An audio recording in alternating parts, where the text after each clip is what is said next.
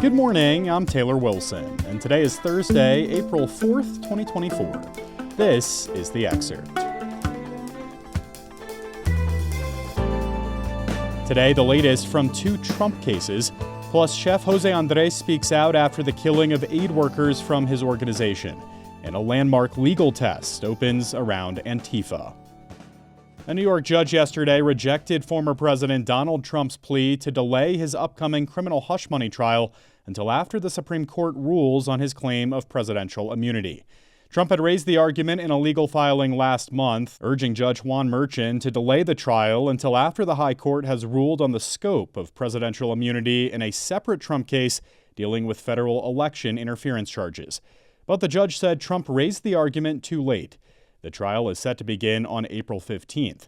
That means Trump is on track to face his first criminal trial this month, even as he's so far been able to postpone or upend trial dates in other criminal cases. The case centers on whether Trump criminally falsified business records in order to cover up a hush money payment by Michael Cohen, Trump's former lawyer, to adult film actress Stormy Daniels before the 2016 presidential election. Meanwhile, in Trump's classified records case, prosecutors blasted a judge's proposed jury instructions. For more on that, I spoke with USA Today Justice Department correspondent Bart Jansen. Bart, thanks for hopping on today. Thanks for having me.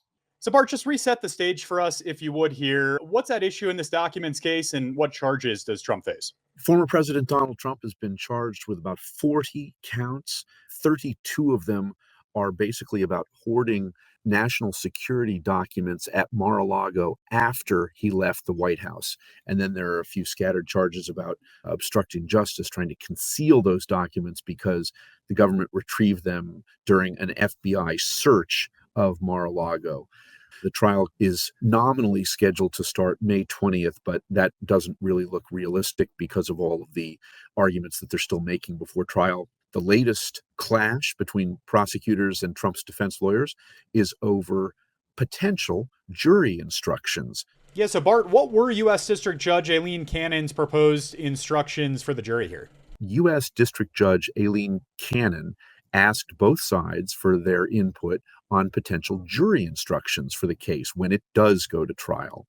She basically sided with Trump's interpretation about how the law should be applied in this case. And the prosecutors are unhappy with that. And so there were a couple of filings on Tuesday about this, and they have disagreed once again. Yeah, what did we hear specifically here, Bart, from federal prosecutors in these criticisms about the proposed instructions? And how did Trump's team respond to the instructions as well? Trump's team has argued that he could take the documents if he wanted to, because by moving them from the White House to Mar-a-Lago, he designated them as personal documents rather than national government documents. So he contends that the records should be treated under the Presidential Records Act, which is where most of an administration's records go to the National Archives. He contends these are personal, and so he should have been allowed to do it. If there is a dispute about the Presidential Records Act, then that should be fought in civil court and not as a criminal charge. So into this fray, Justice Department Special Counsel Jack Smith, leading the team of prosecutors, is saying that whole scenario is fundamentally flawed. He says the legal premise is wrong.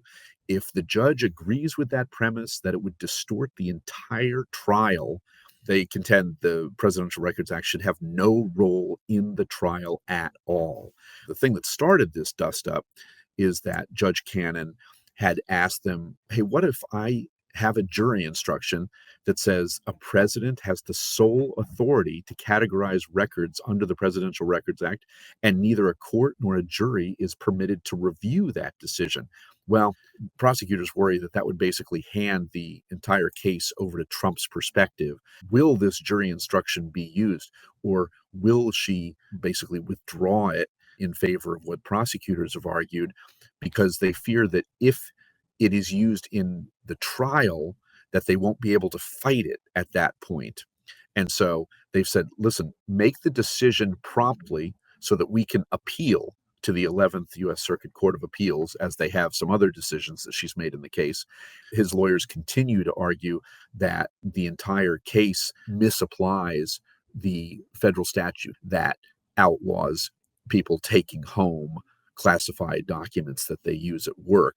His lawyers are saying that even using this law against him would require judicial gloss to charge him, and that basically the law is so unconstitutionally vague that it doesn't represent any law at all. So they argue they should set aside all the charges under the Espionage Act, and that basically the case should be thrown out. If it's not thrown out, they like her jury instructions. Great insight. As always, Bart Jansen covers the Justice Department for USA Today.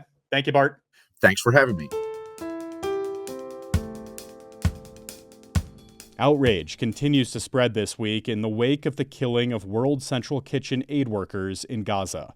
The group's founder, celebrity chef Jose Andres, said the Israeli forces targeted the workers systematically, car by car. In all, 7 aid workers were killed. Humanitarian experts said the deaths were all the more striking because World Central Kitchen was known among aid groups both for its caution and its close coordination with the Israeli military in delivering aid. Here's Chef Andres in his own words. Humanitarians and civilians should never be paying the consequences of war. This is a basic principle of humanity. At the time, this looks like it's not a war against terrorism anymore. Seems this is a war against humanity itself. The White House says it will wait to see the results of Israel's investigation into the deaths of the aid workers, including one American, before it considers taking action in response. Maryland's Department of the Environment has found no contaminants in the Patapsco River after the massive cargo ship crashed into the Francis Scott Key Bridge and brought the roadway crashing down last week. The Dali cargo ship was carrying 56 containers of hazardous materials, including corrosives, flammables, and lithium-ion batteries, when it slammed into a bridge pier last Tuesday. The Coast Guard said the ship was also carrying more than 1 million gallons of fuel, but they said hazmat inspectors have found no evidence the Dali's hull is leaking any fluids into the river. Efforts continue to plan how the bridge will be disentangled from the Dali so the ship can be moved. Rescue efforts continue in Taiwan after a massive earthquake killed at least 9 people and injured more than 1,000. Joseph Barbera, an emergency physician and professor of engineering management and systems engineering at George Washington University, said rescue and recovery work will require a Herculean effort. Taiwan has developed significant search and rescue capabilities, but it's a difficult undertaking to identify and recover victims who may be buried deep under concrete while dodging the perils of aftershocks. Yesterday's quake was measured as 7.2 magnitude. Is Antifa a gang? A trial in San Diego is opening up a landmark legal test. I spoke with USA Today national correspondent Will Carless to learn more. Will, thanks for making the time today. Thanks for having me on. So, Will, what exactly is at issue in this case? I've been following this trial for a couple of years now. It basically stems from a pretty fractious, pretty violent protest that happened in Pacific Beach, a neighborhood of San Diego, 3 days after the Capitol insurrection on January 9th, 2021.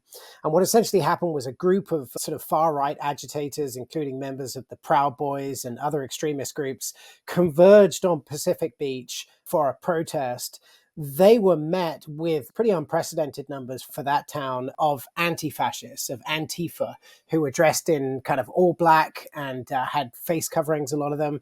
Fights proceeded throughout the day. It was all caught on camera. And about a year later, the local district attorney charged 11 members of Antifa with various different felonies, basically related to this violent day, and crucially charged them with being engaged in a conspiracy to riot. So essentially the DA's case was that Antifa itself is a sort of a gang akin to a kind of criminal enterprise that these people were connected to and were kind of following. Interestingly enough, not one member of any of the far-right groups has yet been charged despite being caught on camera committing violence. Yeah, so this trial centers on 2 people, Brian Lightfoot and Jeremy White.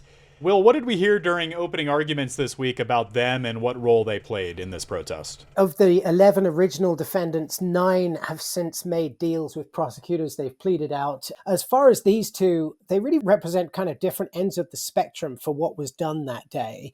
So on one side, you have Brian Lightfoot, who is charged with some quite serious charges, faces up to, I think, 16 years in prison. There's really not a lot of dispute that he did engage in some sort of violent activity during that day. A lot of it is caught on camera. So what they're really discussing is kind of the extent to which he was involved that occurred on that day. On the other end of the spectrum, you have Jeremy White. The extent of what he's accused of doing is essentially pointing at a target and telling people to kind of attack that target, in addition to sort of being involved with some other skirmishes. But he's not like on camera doing anything to anyone else or hurting anybody else.